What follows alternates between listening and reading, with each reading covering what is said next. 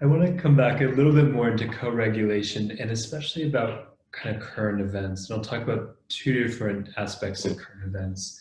And the first one being essentially when we're kind of in a pandemic or collective trauma state, and there's not a lot of people to hang out with who are able to co-regulate with you. And then, there's all of these sort of articles that come out or suggestions about it's all about self-care, and what I really hear you naming is that self care has such a component that has such a Yeah, is really reliant in some ways on co-regulation. absolutely. I mean, if we are solely self-regulating, we're dissociating from other. Now, the pandemic, of course, is creating so much of that.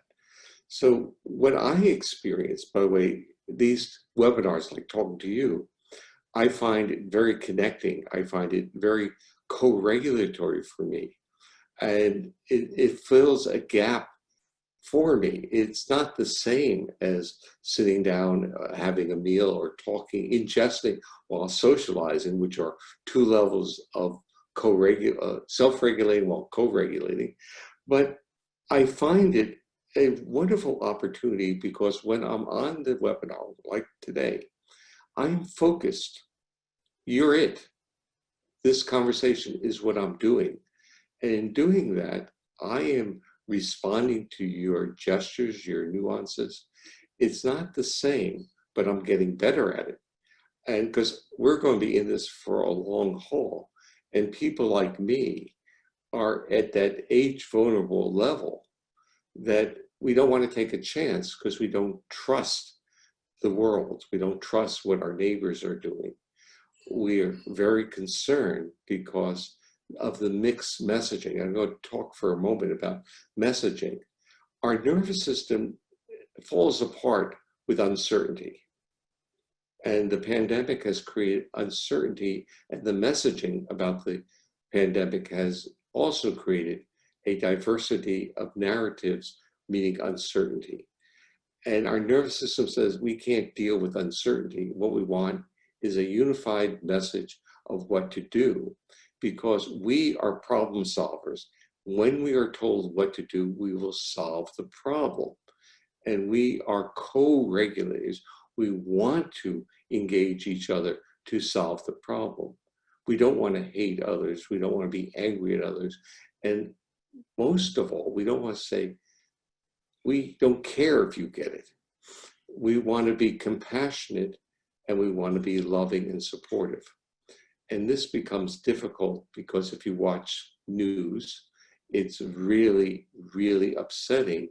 And there is, in a sense, a global grieving going on. There are people who are dying and they have not been witnessed. And the issue is we historically, as human history, we have witnessed those who have died. We have honored them. We create a narrative of ritual to honor their death. We don't just say, oh, people have to die so the economy can thrive. That's not what our society or society of humanity has ever been about. And so we're caught into this dialectic of feeling uncomfortable, but also getting frustrated and angry. And this doesn't show the best of us. And the best of us is to reach out and to be helpful and to try to solve this complex problem. So we are co-regulators by nature, and we feel we have tremendous satisfaction when our co-regulation has a positive impact on the world around us, or even an individual, one person. So as a therapist or as an educator, if one person tells you that you transformed their life, it's almost is enough. It's a remarkable feeling to get emails from people who say that, understanding their own life experiences through polyvagal theory has given them a map of understanding. And that in itself has been helping them on their journey of healing. It's given them the self-respect of their own journey. That to me has been the most beneficial sense of self-validation for me. The NIH grants, these other things, publications, they are not important. What's important was that it's being helpful, that what I'm able to say can be helpful. Yeah, absolutely. And what you're describing, Stephen, is also about the significance of doing our own embodied work and Yeah. the potential global impact, or at least the community impact of that. What I'm saying is that it may be easier than you think, that it may merely be to embodiment may start with the narrative that we start structuring for ourselves, a more positive narrative, a more heroic one where we are, in a sense, proud of ourselves and proud of what we've done. And in a way, we're reaching out to the positive attributes of our journey and saying, job well done.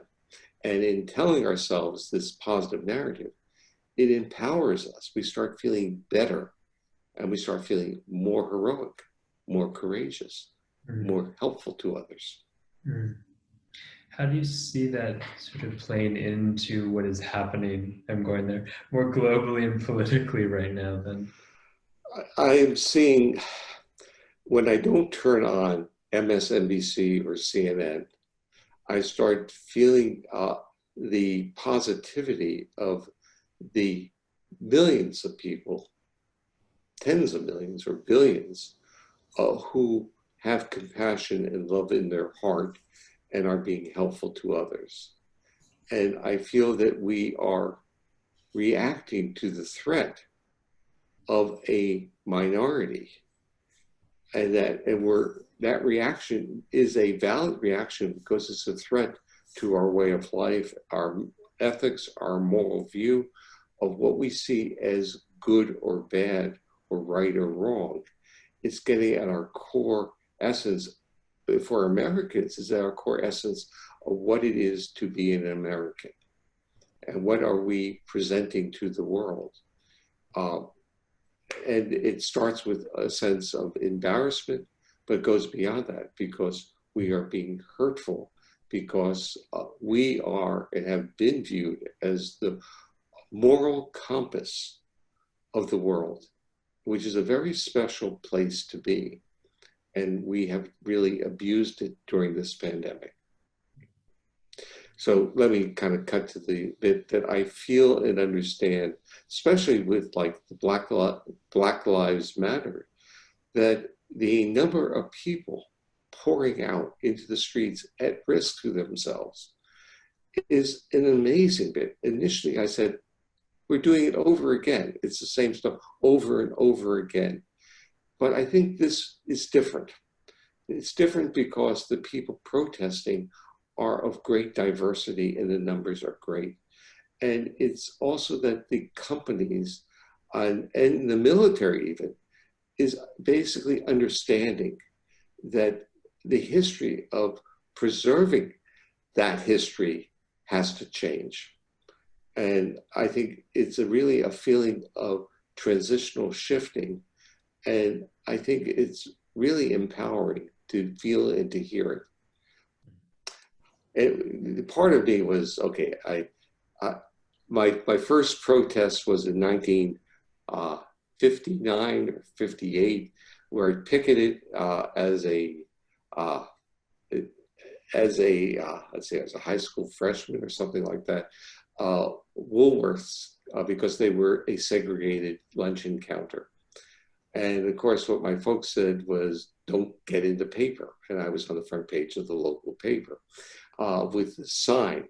And the issue was that was let's say 1959. And then we go through everything that went on in the 1960s. And we start going through these cycles and cycles. And then we still haven't gotten there. It's like saying, what is holding us back? Where is this ballast that is doing something that's not right? And then we have, in a sense, the current administration, which is saying the history is what we need to preserve. And it's not that we are Americans and we have, in a sense, the great democratic experiment going on. It's an experiment of inclusion, not of exclusion. And that the dynamic vitality of the country has been through how the immigrants have been incorporated and became the educated, it became the educated elite. And so many of the people who've been on in the summit, if you go back and check where did their grandparents come from? Or when did they come here? Or what is their own lineage? We are products. We are products of a traumatized families who were shifted, left their homeland without anything, were abused within various structures, whether it was the family or the environment, where prejudice was large. And we are the next second or third generation out. And look who we are. We are the influencers now, and we have a story to tell as well. And we have a way of informing others how to make the world better. Mm. There's something you named that I also think is so important to name, which is when we create exclusivity, that has a direct impact on our capacity to co-regulate with more. Yeah. Well, you have to experience a degree of marginalization in your own life to really have this degree of understanding how people can be labeled by skin color, by the wealth of their families, the resources of their families, by religious identity. You have to have an understanding of that marginalization and an appreciation, and to honor those bodily feelings. And when you do that, you start realizing what it is to be a Black male in our society, what it is to be like that, to tell your son not to go out, that they're going to be profiled. I had a good friend at the University of Illinois who just passed recently, but he was an African-American psychiatrist who grew up in Chicago. And he told me, he says, of his peer group from high school, he's the only one alive. And he, as a professor, and he was a professor of psychiatry at both the University of Chicago and the University of Illinois at Chicago. And when he was a professor at the University of Chicago, he was pulled out of his car and basically held down by police. And you start realizing, what are those life experiences? So you ask this question, what it is to feel safe? What is it to feel safe in the environment if you are of a different skin color? And that's identifiable. And then the others, whether it's religious prejudice, they're not as easy identifiable. And many people not only hid their religion, they changed it because they wanted to be accepted within their society. They wanted to have the options of success as they were defining success. Now, this comes to the real clincher here, and that is, what is it to be a successful human being? And I'm going to say a successful human being is a co-regulator. A successful human being is not a person who acquires more money, more homes, more cars, more publications, or more grant money. That is not success. Success is having the option of co-regulating with others. Beautiful. I think that's a perfect place for us to land. And the definition of a successful human being as as the potential and the possibilities to be a co-regulator. Right. Yeah, I sincerely believe that. And I also believe we all can be co-regulators. I think there are some who are functionally super co-regulators because of their great resilience, the great autonomic reserves not to go into state's defense. But we all can be co-regulators, and we all can listen to our body and be helpful to others and understand as we're helpful to others, we are being helpful to ourselves because that person is going to be reflecting those good, benevolent wishes that we are expressing. Beautiful. Thank you. Thank you, Dr. Stephen Porges. Thank you so much for all your work and your time that you're spending with us. I'm so honored and grateful to hang out with you. Well, listen, Scott, first of all, I feel very privileged and I have a great sense of gratitude to be given the opportunity to dialogue and to share my ideas. And this is something I really want you and others to understand, that this is an opportunity for me to feel that I am an active co-regulator, especially during the pandemic. So I want to first thank you and thank the people who are tuned into this webinar.